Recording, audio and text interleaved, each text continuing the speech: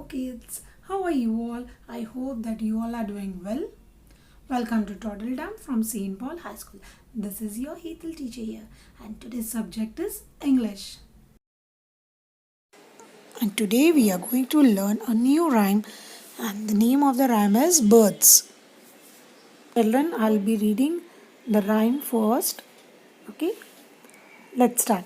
If I were a bird, I would sing a song and fly about the whole day long. And when the night came, go to rest up in my cozy little nest.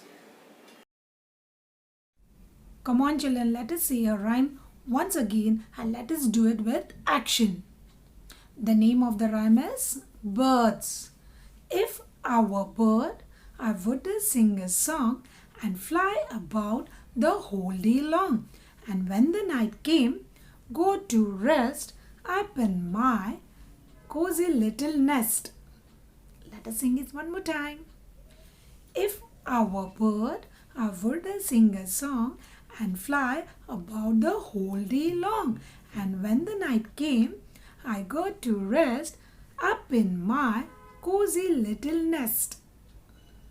And I'll request you all to recite this rhyme, okay, and do it with action.